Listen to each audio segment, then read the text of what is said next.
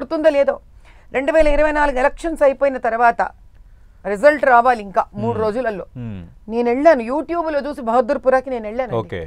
Muslims అందరూ పరిగెత్తుకుంటూ వచ్చారు నా దగ్గరికి ఏడుస్తూ అమ్మ చూడమ్మా మా పరిస్థితి ఇలా ఉంది వెంటనే అప్పటికప్పుడు నేను యూట్యూబ్లో భయంకరంగా వాళ్ళ మీద వీడియో వేశాను కార్పొరేటర్ మీద ఎమ్మెల్యే మీద నేను గొడవ చేస్తే అప్పుడు అక్కడికి వచ్చి వాళ్ళు ఆ డ్రైనేజీ నీళ్ళని తీసి పంపు చేసి బయట వేశారు అంటే మీరు ఆలోచించండి ఒక రోడ్ల విషయంలో కానీ ఒక చెత్త విషయంలో కానీ ఒక దేవాలయాల కబ్జాలు కొట్టే విషయంలో కానీ గవర్నమెంట్ స్కూళ్ళ విషయంలో కానీ ఉద్యోగాలకు మీరు నమ్మరు మీకు డిఎడ్ అని ఒకటి ఉంటుంది డిప్లొమా ఇన్ ఎడ్యుకేషన్ ఆ గొడవ జరుగుతాను మీకు తెలుసా డిఎడ్ అండ్ బిఎడ్వి తెలుసా మీకు దొంగ సర్టిఫికెట్లు వేసుకొని గత 12 నెలల నుంచి చెప్పులు అరిగిపడ తిరుగుతున్నారు ఎవరు పాప న్యాయబద్ధంగా ఉద్యోగాలు రావాల్సిన వాళ్ళు ఉద్యోగార్థులు మొన్న వాళ్ళు వచ్చి చెప్తే అర్థమైంది మీరు నమ్మరు వాళ్ళు ఫేక్ సర్టిఫికెట్లు తెచ్చుకున్నారంట ఎక్కడ తెచ్చుకున్నారో తెలుసా పాత బస్తీలోని కొన్ని ఏరియాలలో స్కూళ్ళ నుంచి ప్రైమరీ స్కూళ్ళ నుంచి 4 years లోకల్ సర్టిఫికెట్ తెచ్చుకున్నారు అది ఎంత దూరం నేను హోంవర్క్ చేస్తే తెలిసింది అంటే ఎంత దూరం నేను హోంవర్క్ చేస్తే తెలిసింది అంటే ఆ స్కూళ్ళ వాళ్ళతోటి ఎడ్యుకేషన్ బోర్డే చెప్పించింది వాళ్ళకి ఎలా చేయాలి ఏం మోసం చేయాలి వీళ్ళకి సర్టిఫికెట్స్ ఇవ్వడానికి direction to the extent that సర్టిఫికెట్లు ఇచ్చిన తర్వాత వీళ్ళకి లోకల్ సర్టిఫికెట్ వాళ్ళు పేర్లు మార్చుకున్నారు స్కూల్ బోర్డు పేర్లు మార్చుకున్నారు వాళ్ళు అంటే స్కూల్ పెట్టిన వాడికి ఇంత నాలెడ్జ్ ఉంటుందా అంటే దే ఆర్ బీయింగ్ గైడెడ్ ఇప్పుడు చెప్పండి రోజు బతికే ఒక సదరు ఓటరు తెలంగాణలో వాడి పొద్దుటి నుంచి వాడి రాత్రి వరకు ఒక గవర్నమెంట్ హాస్పిటల్ ఉండనివ్వండి ఆరోగ్యశ్రీ ఉండనివ్వండి ఫ్రీ ఇండ్లు డబ్బులు వచ్చేది ప్రధానమంత్రి ఆవాస్ యోజన కానీ ఆ పేరు మీద వీళ్ళు వాడాల్సిన అవసరం లేదు రాజ్యాంగ పరంగా సెంటర్ నుంచి మీకు డబ్బులు వచ్చినా మీరు చెప్పాల్సిన అవసరం లేదు అలా ఉంది మరి మన రాజ్యాంగం వీళ్ళు ఇండ్ల పేర్లు వీళ్ళు మార్చుకొని వీళ్ళు డబ్బులు సగం తినేసి ఎంతో కాడికి కట్టేసి కళ్ళనీళ్ళు దుడ్చడానికి ఆ ఇండ్ల ఖాళీగా పెట్టుకొని ఉన్నారు ఇది కానివ్వండి పెన్షన్స్ కానివ్వండి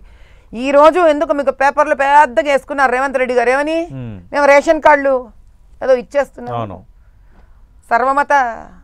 సమైక్యతా భావంతో కింద ఏదో బేగం అని పేరు కూడా వేసుకున్నాడు ఆయన ఏదో ఒక స్త్రీది ఏంటండి ఈరోజు మిమ్మల్ని ఒక ప్రశ్న వేస్తాను సునీల్ గారు మీ న్యూస్ పేపర్ ఓపెన్ చేయించండి రేషన్ కార్డులో ఒక స్త్రీ ఫోటో ఉంది అది ముస్లిం స్త్రీ ఫోటో ఆవిడ బుర్కాతో ఫోటో వేసుకుందా బుర్కా లేకుండా ఫోటో వేసుకుందా అక్కడ మరి ఆవిడ ఫేస్ కనిపిస్తోంది కదండి రేషన్ కార్డులో అవును తీసి కనిపిస్తుంది కదా ఏంటండి మరి ఆవిడ ఫోటో తీసింది ఎవరండి రేషన్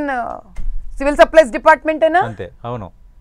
మరి ఇదే ముఖం కదండి నేను ఎలక్షన్స్ రోజు చూపించమని అడిగింది అవును పెద్ద కాంట్రవర్సీ అయిపోయింది కదా మరి రేవంత్ రెడ్డి గారే ఫోటో వేసుకున్నారు కింద కదా అవును ముస్లిం స్త్రీ అయినా మేము ఫేస్ ఉంటే తప్ప మేము రేషన్ కార్డు ఇష్యూ చేయలేము అని ఆ న్యాయమే కదండి నేను ఎలక్షన్ రోజు అడిగింది ఆధార్ కార్డులో కూడా ఫుల్ ఫోటో ఉండాలి కదా మరి ఎంఐఎం ఏమన్నాడండి ఆ వ్యక్తిని ఎఫ్ఐఆర్ ఎలా దర్జు చేసావు అసలు నువ్వు నా మీద నేను ముట్టుకోకుండా అంటే ఒక కామన్ మ్యాన్ పరిస్థితి ఏంటో ఆలోచించండి ఆవిడని ముట్టుకోకుండా ఆవిడ బుర్కాని టచ్ చేయకుండా సదరు స్త్రీని ఎలక్షన్ లో నాకు ఇచ్చిన హక్కుకి అమ్మా మీ ముఖం చూపించండి ఎందుకంటే మీ ఓటర్ ఐడి ఏదో తేడా కనిపిస్తోంది నాకు అని అడిగితే నేను ముట్టుకొని అవమానించాను అని అంటే ఈ పోలీస్ డిపార్ట్మెంట్ ఎఫ్ఐఆర్ రాసింది నా మీద ఇదే పోలీసు డిపార్ట్మెంట్ నా మీద 144 సెక్షన్ ఉన్నా కూడా 750-800 కన్నా ఎక్కువ గూండాలు బూత్లో ఆ రోజు ఆ రోజు ఎలక్షన్ రోజు నాడున ఆ విక్టర్ హోటల్ దగ్గర నిలబడి వాడు అమ్మనా బూతులు స్త్రీ అని కూడా చూడకుండా అసభ్యకరమైన తిట్లు తిడుతుంటే హిందూ స్త్రీని ఈ రోజు దాకా మీరు వాడిని పట్టుకోలేదు అంటే ఇంత కరప్టెడ్ పోలీసు వ్యవస్థ ఇది దీని దగ్గర రోజు పోవాల్సిన సదరు ఓటరు చిన్నవాడేగా